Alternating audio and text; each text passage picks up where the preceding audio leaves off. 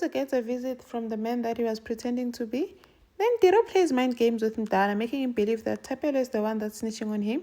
Mdala is worried that he's going to lose all his assets, and Chloe is worried that she's going to be left all alone with the twins. Mdala tells Taps that if he goes down, he's going down with him. Wee gives Poet a car, and Madlomo tells Mtunzi to give back Semide's money. Hi, welcome to my channel. Here's an update on Scandal. So, Semide is still worried about Mtunzi being around. Tiro decides that he's going to go and see him, the man that was pretending to be him. And then he goes over there. Mtunzi is shocked to tell him, who are you? As I'm the man that you're pretending to be. I must say that I'm impressed with you. You're able to pull that off, like fooling the whole family like that. You must be good. And then he says that I hope whatever you're planning now or whatever you're busy with, make sure that you stay the hell away from me and anything that is mine.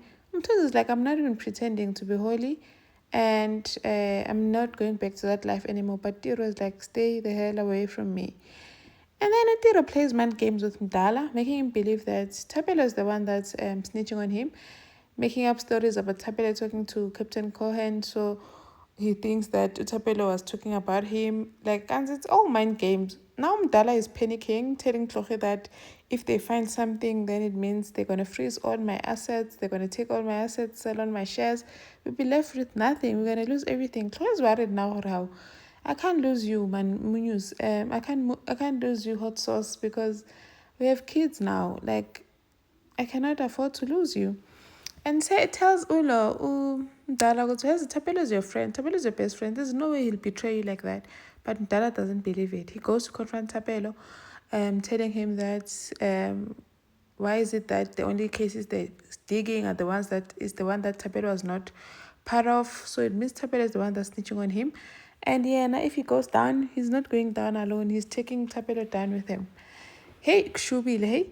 And then Mtunzi, Ntate Kereke no busy esontweni.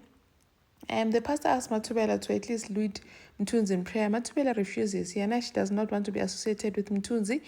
And then the pastor asks Madlomo to pray with Mtunzi. Madlomo feels pressure to agree because she wants to help Mtunzi. And then she says that they must start with confessing. Mtunzi confesses that when Uphilile saw him digging into dustbins at Tembeni, it was all an act so he could come and live with them. And then Uphilile, you know what, if you want to repent, you need to start by righting your wrongs. Give back imali kaSemide, the one that you took from him. I wonder Senayin Mtunzi all that money. And then a poet gets a message from Buyi saying that please don't bring your wife to the fitting. Musadwahe was now getting ready, saying, how you ready already? Hey, poet is already calling Tori, say, my chukucha, Emanyana, Bona, you can't come.